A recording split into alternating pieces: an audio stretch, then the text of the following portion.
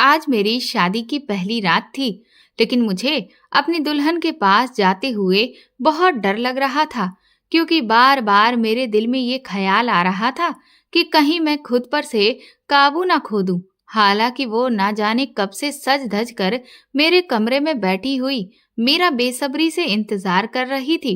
मेरी उम्र 25 साल हो गई थी, और इस उम्र में हर लड़के की इच्छा होती है कि उसकी शादी हो जाए। और आज मेरी शादी भी हो चुकी थी। घर में शादी का बस एक छोटा सा फंक्शन रखा गया था।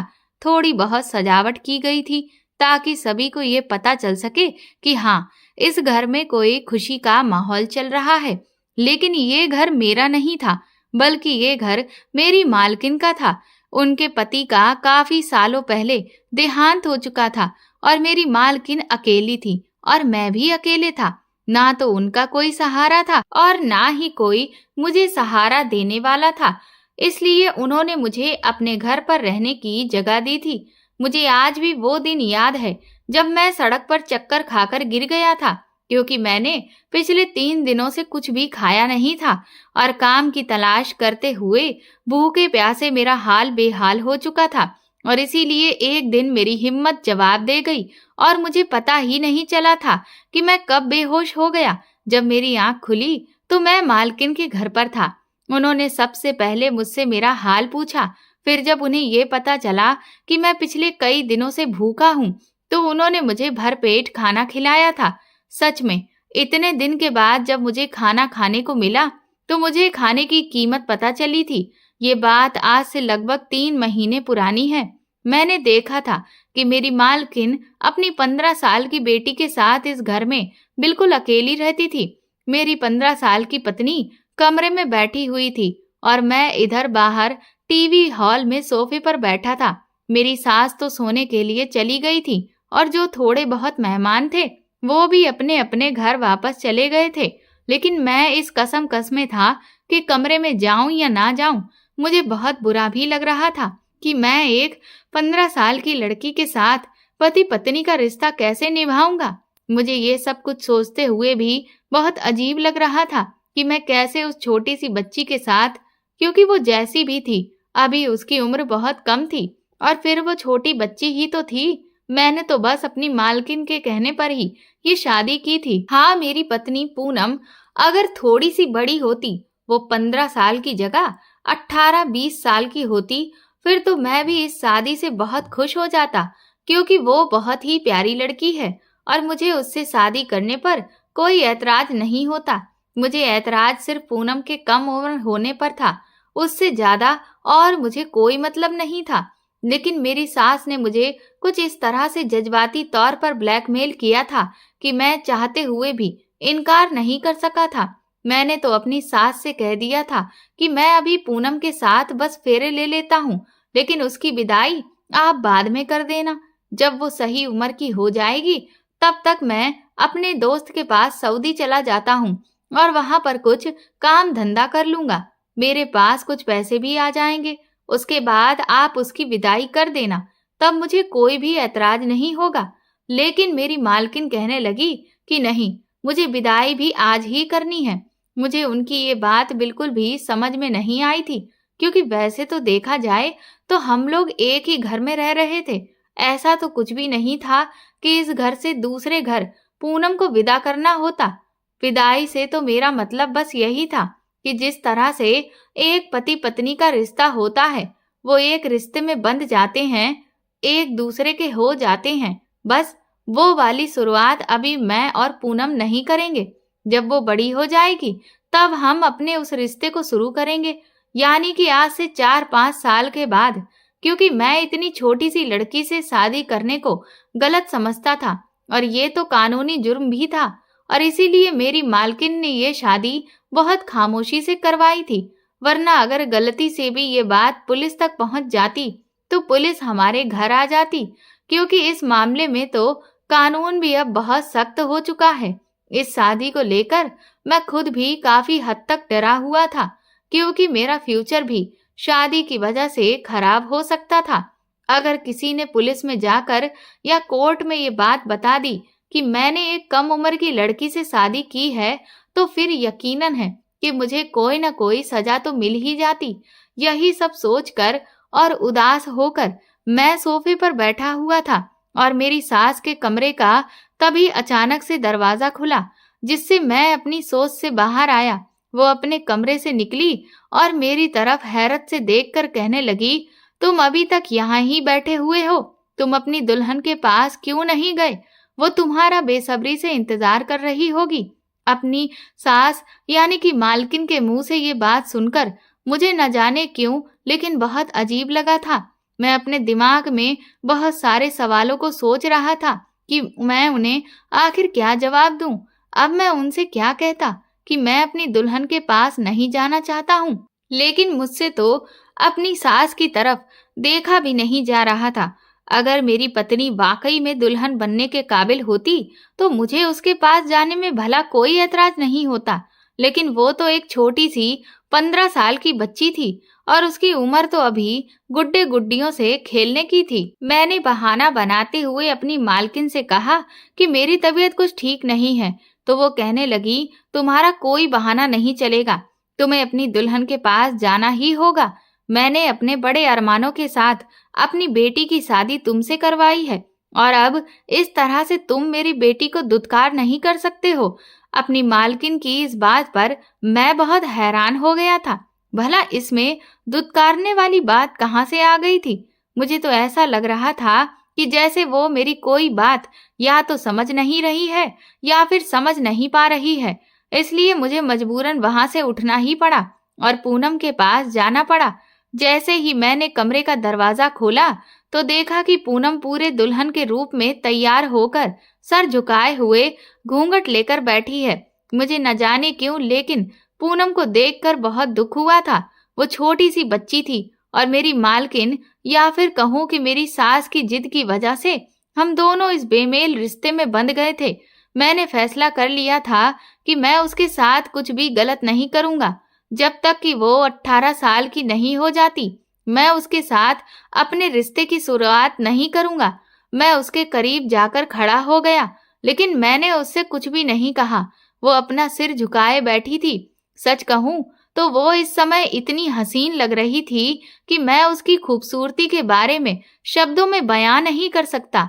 उसकी उम्र भले ही 15 साल थी, लेकिन उसका मेकअप कुछ इस तरह से किया गया था कि वो अपनी उम्र से काफी बड़ी लग रही थी। लेकिन सिर्फ मेकअप से आखिर क्या होता है? मुझे सच तो पता था ना कि वो जितनी बड़ी दिख रही है उतनी बड़ी नहीं थी। वो तो छोटी ही थी और मैं कैसे उसके साथ कोई रिश्ता बना सकता था। मैंने खामोशी से अपना तकिया उठाया और सामने सोफे पर जाकर सोने लगा तो उसने हैरत से मेरी तरफ देखा। फिर थोड़ी देर के बाद अपना घूंघट हटाकर वो मुझसे बोली कि आप बेड पर ही सो जाएं। ये सोफा तो बहुत छोटा है और आप तो अच्छे खासे लंबे हैं। आपको सोफे पर सोने में बहुत परेशानी होगी। उसकी बात सुनकर मैं हैरान रह गया कि वो छोटी सी थी, लेकिन बात उसने बड़ों के जैसे करी थी। मुझे लगा कि वो मेरे करीब आने से घबरा जाएगी, इसीलिए मैं सोफे पर सोने चला गया था। लेकिन जब वो खुद ही कह रही थी कि उसे किसी तरह का कोई डर नहीं है, तो फिर मुझे भी तो आराम की जरूरत थी। मैंने इसलिए तकिया वापस फिर अपनी जगह पर रखा और आंखें बंद करके लेट गया। मेरी आंखें बंद थीं, लेकिन मेरा दिमाग जागा हुआ था। मैंने तभी महसूस किया कि पूनम अभी तक बैठी हुई है। शायद वो मेरे इंतजार में बैठी हुई थी। मैंने आंखें खोलकर उसकी तरफ देखा तो वो मुझे ही देख रही थी। फिर मैंने उससे कहा कि तुम जाकर के भारी भरकम कपड़े बदल कर कोई कंफर्टेबल कपड़े पहनकर सो जाओ। मुझे भी नींद आ रही है। लेकिन मुझे पता नहीं क्यों ऐसा लगा था कि जैसे वो मेरी ये बात सुनकर बहुत नाराज हो गई थी। हालांकि मेरी बात सुनकर उसको तो खुश हो जाना चाहिए था, क्योंकि मेरे हिसाब से तो उसे इन रिश्तों के बारे में कोई जानकारी नहीं होगी, क्योंकि वो इतनी छोटी सी तो थी। फिर थोड़ी देर के बाद वो ड्रेसिंग रूम में चली गई। उसने अपने कपड़े बदल लिए और फिर मेरे बराबर में आकर लेट गई, तो मैंने भी उठकर लाइट बंद कर दी। लेकिन सोते समय मुझे पता नहीं क्यों ऐसा महसूस हो रहा था कि वो बार बार सरक कर नींद में मेरी तरफ ही आ रही थी। मैं बार बार उसे फिर से उसकी जगह पर आराम से पीछे धकेल देता, लेकिन वो फिर से सरक कर मेरे करीब आ जाती। वो शायद नींद में थी या फिर उसको ज्यादा नींद में इधर उधर करवटें बदलने की आदत थी। वो तो नींद में ये हरकत कर रही थी, लेकिन मैं तो जाग रहा था ना। सिर्फ मैं ही नहीं जाग रहा था, उसके ऐसी हरकतें करने से मेरे जज्बात भी जागने लगे थे। एक बार के लिए तो वो मेरे इतने करीब आ गई थी कि मेरे दिल की धड़कनों ने शोर मचाकर रख दिया था। मेरी सांसें बहुत तेज हो गई थीं, क्योंकि मेरे सामने एक लड़की थी जो मेरे लिए कोई अनजान नहीं थी, बल्कि वो मेरी पत्नी थी और मैं उस पर अपना पूरा हक भी रखता था। पर मुझे बार बार इन सब बातों का डर लग रहा था कि उसकी उम्र कम है और कल को अगर पुलिस को इस बात की खबर हो गई और पूनम का अगर मेडिकल चेकअप किया और उसमें ये बात साबित हो गई कि मैंने उससे अपने रिश्ते की शुरुआत की है, तो मुझे कोई ना कोई सजा जरूर हो जानी थी। मैं यही सब सोच रहा था। फिर मैंने खुद को समझाया कि मेरे लिए सबसे बेहतर यही होगा कि मैं उससे दूर ही रहूं। इसलिए मैंने पूनम से खुद को दूर किया और दूसरी तरफ करवट बदल कर लेट गया। सारी रात मैं बहुत बेचैन रहा था। सुबह जब मेरी आंख खुली तो काफी देर हो चुकी थी। मैंने देखा पूनम अभी तक सो रही है। मैं आराम से उठकर खड़ा हुआ और घर से बाहर निकल गया। और उस दिन भी मैं बहुत बेचैन रहा। मैं अभी भी नौकरी की तलाश में था कि मुझे जल्दी ही कोई नौकरी मिल जाए। लेकिन जैसे ही पूरा दिन गुजरा, शाम हुई और जब मैं घर की तरफ चलने लगा तो मुझे फिर से बेचैनी होने लगी थी। ये बेचैनी पूनम को लेकर थी कि मैं कैसे उसके साथ अब फिर से एक रात कमरे में गुजारूंगा। मैंने सोचा कि मैं पूनम की माँ से बोलूंगा कि वो हमारा कमरा अलग अलग कर दे जब तक कि वो 18 साल की नहीं हो जाती। वैसे तो पूनम एक ऊंचे लंबे कद की लड़की थी और बेहद खूबसूरत थी। वो 15 साल की लड़की नहीं लगती थी, बल्कि वो 17 साल तक की लगती थी। और वो खूबसूरत तो इतनी थी जैसे कि कोई मोम की गुड़िया हो, लेकिन मैं तो उसे हमेशा बच्चों की तरह ही समझता था। मैं पूनम से बहुत ज्यादा बात भी नहीं करता था।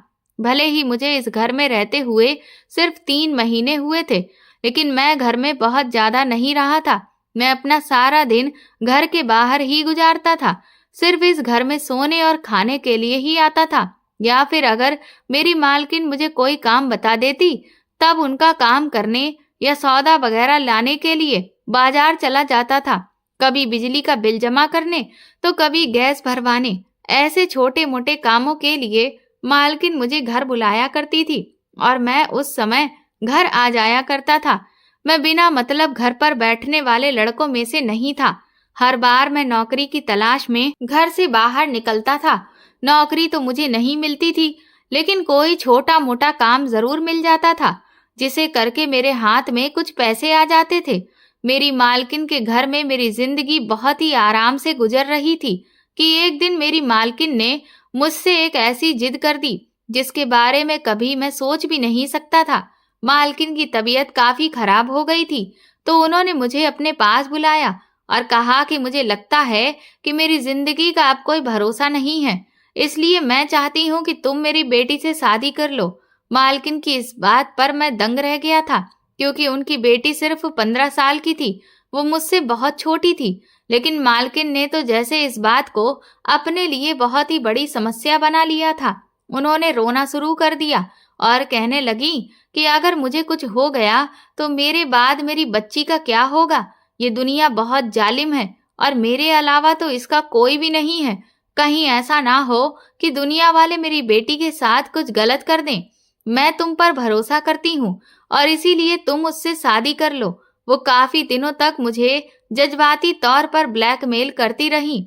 उन्हें मना करते हुए भी मुझे बहुत बुरा महसूस हो रहा था, क्योंकि मैं पिछले कुछ महीनों से उनके घर में ही पल रहा था, खा पी रहा था।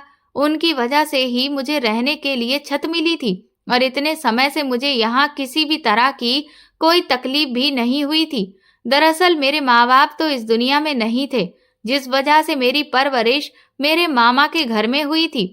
लेकिन जिस दिन से मेरे मामा मुझे अपने घर लेकर गए थे, वहां मुझे हर रोज दिन रात बेइज्जत किया जाता था। मुझे निकम्मा नाकारा कहकर जलील किया जाता था। मेरा दिल बहुत जलता था। मेरी मामी अक्सर मुझे मामा से पिटवाती रहती थी, जबकि उल्टा मालकिन के घर में मैं बहुत सुकून से रह रहा था। इसलिए मैं हर वक्त इस कोशिश में लगा रहता था कि मैं कोई ना कोई काम शुरू कर लूं, और जब तक मेरे पास अच्छा खासा पैसा नहीं आ जाता जिससे मैं अपना कोई नया काम कर सकूं, तब तक मैं मालकिन के घर पर रह लूंगा। और जो थोड़े बहुत पैसे मैं छोटे मोटे काम करके कमा रहा था, उनको मैं अपने पास सुरक्षित रखना चाहता था, ताकि मैं ज्यादा से ज्यादा पैसे जमा कर सकूं। और फिर जब एक बार मेरा काम ठीक से जम जाए तो उससे जुड़े हुए पैसों से मैं एक छोटा सा घर ले लूं, या फिर मैं कहीं किराए पर कमरा ले लूं, क्योंकि मैं भी मालकिन पर बहुत ज्यादा लंबे समय तक बोझ नहीं बनना चाहता था। उन्होंने मुझ पर जो एहसान किया था उसे तो मैं कभी भी भूल नहीं सकता था। इसी वजह से मैं जल्दी कोई खर्चा नहीं करता था। खाने पीने की चीजों में भी मैं अपना कोई पैसा खर्च नहीं करता। मेरी हर चीज का बोझ मालकिन के ऊपर ही था, जबकि मैं अपने खाने पीने के खर्चे भर का तो कमा लेता था, लेकिन मैं उसे जानबूझकर संभाल के रखता था। ये तो मालकिन थी जिन्होंने मुझे सहारा दिया था और मुझे कभी भी निकम्मा होने का ताना भी नहीं दिया। वो मेरा बगैर दिल दुखाए मुझे अपने पास रख रही थी, जिसके बदले में वो बस मुझसे अपने कुछ छोटे मोटे काम ही कराती थी। और दूसरी तरफ एक मेरे सगे मामा का घर था, जहां मुझे खाना तो मिलता था, लेकिन एक एक निवाले के बदले में मुझे 100-100 ताने सुनने पड़ते थे। हद तो तब हो गई थी जब मेरी मामी ने मुझ पर चोरी का इल्जाम लगा दिया था, और उस दिन मेरे मामा ने मुझे बेतहाशा मारा था। मेरी भी उनसे मार खाने की बर्दाश्त खत्म हो गई थी, और फिर मैं उनका घर छोड़कर भाग गया था। मैंने सोचा कि मैं कोई काम कर लूंगा और अपना पेट खुद ही पाल लूंगा, लेकिन मुझे किसी ने भी काम नहीं दिया, और बस फिर मैं भूखा प्यासा बेहोश हो गया। उस वक्त मुझे मालकिन ने ही सहारा दिया, और जब उन्हें मेरे बारे में सारी बात पता चली तो उन्होंने मुझसे कहा कि मैं उनके पास ही रुक जाऊं। वो कहने लगी कि मैं इस घर में अपनी बेटी के साथ अकेली रहती हूँ, और तुम तो जानते ही हो कि जिस घर में कोई मर्द नहीं होता वहां लोगों की गिद्ध की नजरें लगी रहती हैं। तुम इस घर में रहोगे तो हम माँ बेटी को भी सहारा मिल जाएगा, और तुम्हारे सर पर भी छत हो जाएगी। मैं भी उस वक्त बहुत मजबूर था, और मुझे खुद भी कोई आसरा चाहिए था। इसलिए मैंने चुपचाप मालकिन की बात मान ली थी और उनके घर में ही रहने लगा था। लेकिन अब मालकिन ने मेरे सामने ऐसी शर्त रख दी थी जिसे ना तो मैं स्वीकार कर पा रहा था और ना ही इनकार कर पा रहा था। मालकिन के मुझ पर इतने एहसान थे कि मैं मना नहीं कर पाया, लेकिन ये मामला बहुत ही नाजुक था, क्योंकि अगर मैं मना कर देता तो मेरी मालकिन का दिल टूट जाता। एक तो वैसे ही वो अपनी इतनी बड़ी बीमारी से लड़ रही थी, उन्हें हार्ट में प्रॉब्लम हो गई थी, और डॉक्टर ने उन्हें कहा था कि कोई भी टेंशन आपके लिए बहुत खतरनाक हो सकती है, और मैं उन्हें कोई भी टेंशन देना नहीं चाहता था। अगर मेरी वजह से मेरी मालकिन को कुछ हो जाता तो मैं जिंदगी भर अपने आप को माफ नहीं कर पाता। दूसरा, मेरी इस बात से मालकिन का दिल दुख सकता था, और फिर वो मुझे घर से भी निकाल सकती थी, या ये भी हो सकता था कि वो मुझे अपने घर में रखे भी रहती, पर मैं तो उनसे नजरें मिलाने के काबिल नहीं रहता। इसलिए बहुत सोचने के बाद मैं उनकी बेटी से शादी करने के लिए राजी हो गया था।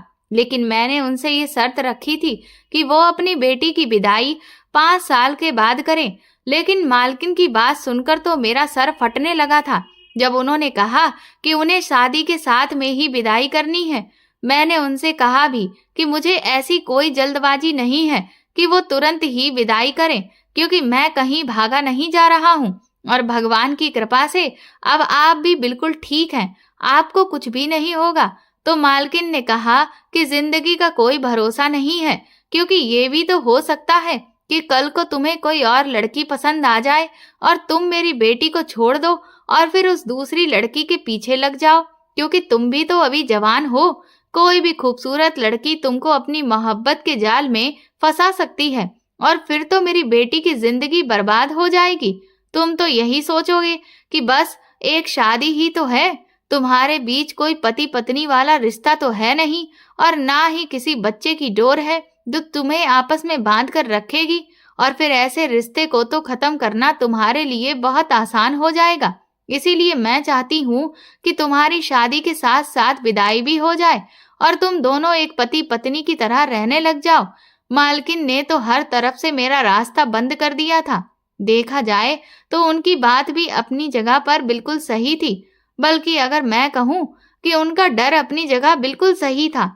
हर माँ को ये डर होता है कि उसकी बेटी का क्या फ्यूचर होगा, और पूनम छोटी थी और ये मुमकिन भी था कि मैं किसी और की मोहब्बत में गिरफ्तार होकर किसी दूसरी लड़की से शादी कर भी सकता था, क्योंकि मुझे भी आए दिन काम के सिलसिले में बहुत सी लड़कियों का सामना करना पड़ जाता था। उनसे मेरी बातचीत भी होती थी और कभी कभार दोस्ती भी हो जाती थी, और ये भी हो सकता था कि उनमें से कभी कोई लड़की मुझे बहुत अच्छी लग जाए और मेरा इरादा बदल जाता।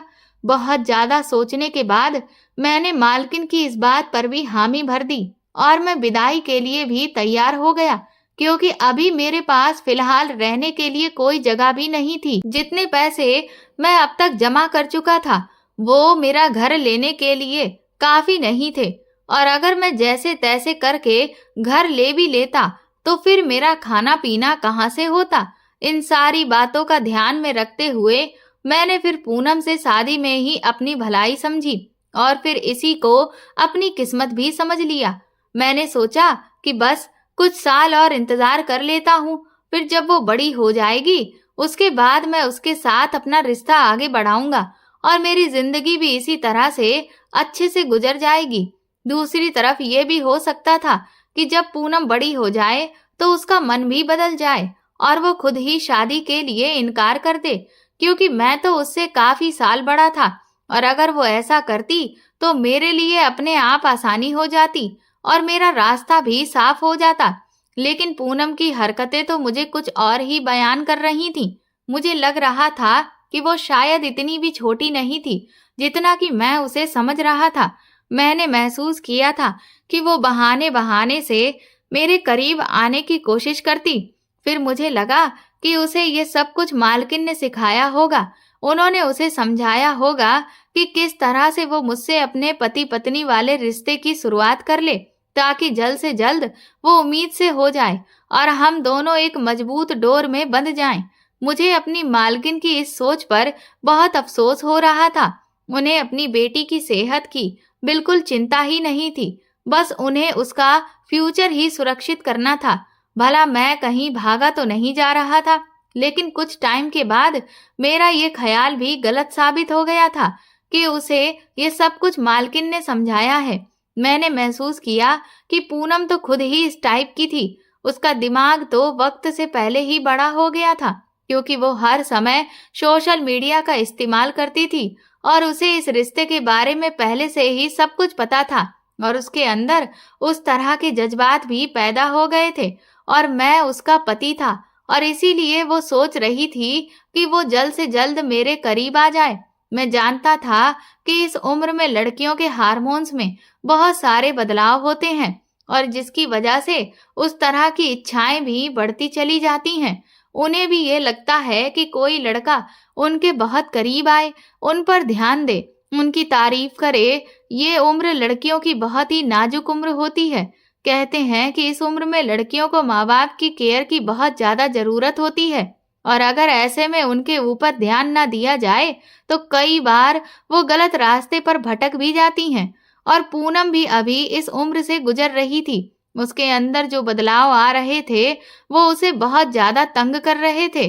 पूनम की भी ये इच्छा थी कि मैं उसके करीब जाऊं, उससे अपना रिश्ता आगे बढ़ाऊं, और इसीलिए वो बेधड़क मेरे सामने आ जाती थी। रात में हम एक ही बिस्तर पर सोते थे तो वो मेरे करीब आ जाती। वो मेरे सामने बहुत अच्छे से तैयार होकर आती। वो पूरी कोशिश कर रही थी कि मैं उसकी तरफ खिंचा चला जाऊं। पूनम अभी सिर्फ 10th क्लास में थी। मैं जब भी उसे स्कूल छोड़ने के लिए जाता तो वो मेरी बाइक पर मुझसे चिपक कर बैठने की कोशिश करती थी। मैं उससे कहता था कि पीछे हटकर बैठो तो वो बस कुछ देर के लिए ही पीछे हो जाती, और फिर जैसे ही बाइक थोड़ा सा आगे बढ़ती तो वो दोबारा से मेरे करीब हो जाती थी। मेरे दिल की धड़कनों में तो तूफान मचकर रह जाता था, लेकिन मैं खुद पर बहुत कंट्रोल करता था। मुझे उसकी हरकतों पर अब गुस्सा आने लगा था, क्योंकि मैं कानूनी तौर पर भी बहुत डरा हुआ था। कि कहीं मैं पकड़ा ना जाऊं। लेकिन अब मैं नोटिस कर रहा था कि कुछ दिनों से पूनम के दिमागी हालात दिन ब दिन खराब होती जा रही थी। उसे इस बात की बहुत ज्यादा परेशानी थी कि मैं उसके करीब क्यों नहीं जा रहा हूँ। लेकिन एक दिन जब उसकी बर्दाश्त की हद खत्म हो गई तो वो खुद ही मेरे बहुत ज्यादा करीब आने लगी थी। शायद उसका खुद पर कोई भी नियंत्रण नहीं रहा था। वो मेरे गले आकर लग गई और तब तो ऐसा लगा कि जैसे मेरे अंदर आग सी लग गई थी। लेकिन मुझे पूनम की हरकत बिल्कुल पसंद नहीं आई थी। गुस्से के मारे मेरा बहुत बुरा हाल हो रहा था। मैंने गुस्से में उसे पीछे झटक दिया तो वो रोने लगी। कहने लगी, मैं आपकी पत्नी हूँ, आप मुझसे दूर क्यों रहते हैं? मैंने उससे कहा कि पहले तुम अपनी उम्र तो देखो, फिर ऐसी बातें करो। मैंने उसको उस वक्त बहुत ज्यादा डांट दिया था। न जाने मैंने उसे कितनी बुरी बुरी बातें सुनाई और फिर घर छोड़कर बाहर चला गया। 2 दिन तक मैं घर से बाहर ही रहा और मैंने अपना मोबाइल भी बंद कर दिया था। इन 2 दिनों तक मैं अपने एक दोस्त के घर पर रहा। मैं खुद भी दिमागी तौर पर बहुत ज्यादा परेशान था। घर वापस आया तो मेरी मालकिन बहुत परेशान थी। उन्होंने कहा कि मुझे तो पहले से ही लग रहा था कि तुम मेरी बेटी को छोड़कर चले जाओगे और मुझे अभी तक यही डर था। मैंने देखा कि पूनम का रंग पीला पड़ा हुआ था और उसकी तबीयत भी मुझे कुछ ठीक नहीं लग रही थी। वो शायद मेरे घर छोड़कर जाने की वजह से बहुत ज्यादा परेशान थी। अब मुझे पहली बार अपनी ऐसी गलती पर अफसोस हो रहा था। मैंने अपनी मालकिन से बहाना बनाया कि मैं 2 दिन के लिए एक काम से शहर से बाहर चला गया था। मुझे पूनम बहुत चुपचाप सी लग रही थी। मुझे खुद पर बहुत अफसोस होने लगा कि मुझे उसके साथ ऐसा व्यवहार नहीं करना चाहिए था। वो अभी बच्ची है, बहुत ही नाजुक उम्र से गुजर रही है और उसे डांट फटकार से नहीं बल्कि प्यार से समझाना चाहिए। मैं कमरे में गया तो पूनम अपना तकिया उठाकर सोफे पर जाने लगी, क्योंकि उस दिन मैंने गुस्से में उसे बहुत कुछ सुना दिया था। मैंने गुस्से में उसे ये भी कहा था कि तुम आज के बाद मेरे साथ एक बिस्तर पर नहीं होगी, वरना मैं कमरे से बाहर निकल जाऊंगा।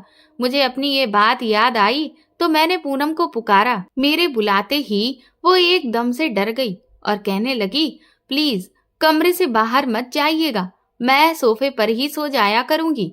उसकी बात सुनकर मैं शर्मिंदा हुआ था। मैंने गहरी सांस भरी और उठकर पूनम के पास आया।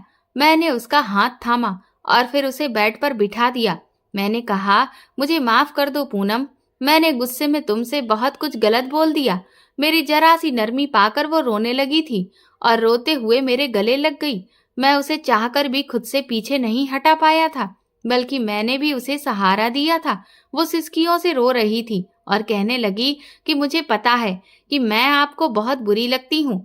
आपने मम्मी की मजबूर करने पर ही मुझसे शादी की है। उसकी ये बात सुनकर मैंने उसका चेहरा अपनी तरफ ऊपर किया। मैंने कहा कि तुम मुझे बुरी नहीं लगती हो, बल्कि तुम मुझे अच्छी लगने लगी हो। अब तो तुमसे दूर रहना मेरे लिए भी मुश्किल होने लगा है, लेकिन मैं तुम्हारे पास नहीं आ सकता क्योंकि तुम कम उम्र हो और मैं तुम्हें इतनी कम उम्र में किसी भी मुसीबत में नहीं डालना चाहता हूँ। आज मैंने उसे अपना हर डर बता दिया था और मुझे लगा था कि मेरी बात सुनकर उसे सुकून हो जाएगा, लेकिन वो तो और भी ज्यादा परेशान हो गई थी और फिर किसी गहरी सोच में डूब गई थी। धीरे धीरे इसी तरह से दिन बीते और फिर मैंने देखा कि पूनम का तो पेट फूलने लगा था और उसकी रंगत भी पीली पड़ने लगी थी। मेरी मालकिन भी उन दिनों बहुत चुपचाप सी रहने लगी थी और अब उनकी बीमारी भी बढ़ने लगी। मैंने मालकिन से पूनम के बारे में कहा कि आप उसे डॉक्टर के पास लेकर जाएं, तो वो कहने लगी कि मैं उसे डॉक्टर के पास ले गई थी, अब मैं उसे दवा दे रही हूँ, वो ठीक हो जाएगी। लेकिन तभी मेरी मालकिन की तबीयत बहुत ज्यादा बिगड़ गई। उनके सीने में फिर से तेज दर्द उठा था। मैं जब तक उन्हें अस्पताल लेकर गया तब तक तो वो दम ही छोड़ चुकी थी और ये सदमा पूनम के लिए भी बहुत बड़ा था। उस समय मैंने उसे जैसे तैसे संभाला था, लेकिन अब मैंने महसूस किया कि उसका पेट कुछ ज्यादा ही बड़ा होने लगा था। फिर मैं उसे डॉक्टर के पास लेकर गया और डॉक्टर ने जब उसका अल्ट्रासाउंड किया और मुझे जो बात बताई उसे सुनकर तो मेरे होश उड़ गए थे। डॉक्टर कहने लगी कि आपकी पत्नी तो 5 महीने की प्रेग्नेंट है। ये बात सुनकर तो मेरा दिमाग घूम कर रह गया था। मैं जिस लड़की को बच्ची समझ रहा था और उसके पास नहीं जाता था, वो तो कम उम्र में ही इस तरह के गुल खिला बैठी थी और अपना गुनाह छुपाने के लिए ही उसने मुझसे शादी की थी। मेरी मालकिन की जल्दबाजी अब मुझे समझ आई थी और पूनम क्यों बार बार मेरे करीब आ रही थी, ये सब कुछ भी अब मुझे समझ आ रहा था। मैं तो अपनी अकल पर हैरान था कि इतनी सी उम्र में पूनम ये सब कुछ कैसे कर सकती थी। डॉक्टर कहने लगे कि आपकी पत्नी बहुत ही कम उम्र है, आप उसका बहुत ख्याल रखें, वरना डिलीवरी में काफी मुश्किलें पैदा हो सकती हैं। मैं जब घर वापस आया तो पूनम को कमरे में ले गया और गुस्से में ले जाकर मैंने उसे बेड पर पटक दिया। मैंने कहा कि मुझे नहीं पता था कि इतनी सी कम उम्र में तुम ये सब कुछ भी कर सकती हो। तुम्हें और मालकिन को मैं ही मिला था तुम्हारा ये पाप छुपाने के लिए। मेरा इतना कहने पर वो रोने लगी और कहने लगी कि इस सब में मेरा कोई दोष नहीं है, क्योंकि मेरे ऑटो ड्राइवर ने मेरे साथ जबरदस्ती ये सब। इतना कहते ही वो सिसक सिसक कर रोने लगी थी और कहने लगी कि मम्मी मुझे डॉक्टर के पास ले गई थी, लेकिन डॉक्टर ने इस बच्चे को हटाने से मना कर दिया था। वो कहने लगी कि अभी मैं बहुत कम उम्र हूँ और इतनी तकलीफ नहीं सह सकती हूँ। उसकी बात सुनकर मैं अपना सर पकड़कर बैठ गया था। पूनम कहने लगी कि आप प्लीज मुझे तलाक मत दीजिएगा। बेशक आप दूसरी शादी कर लेना, लेकिन मुझे अकेला मत छोड़िएगा, क्योंकि मेरा इस सब में कोई दोष नहीं है। वो मेरे कदमों में बैठी हुई थी, लेकिन मैं उसकी तरफ देख भी नहीं रहा था। उसने और उसकी माँ ने मुझे जो धोखा दिया था, वो मुझसे बर्दाश्त नहीं हो रहा था।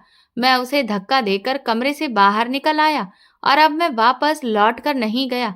मैं काफी दिनों से सऊदी जाने की तैयारी कर रहा था और सोच रहा था कि मैं पूनम को उसकी माँ के पास छोड़कर सऊदी चला जाऊंगा और फिर 4-5 साल के बाद आऊंगा।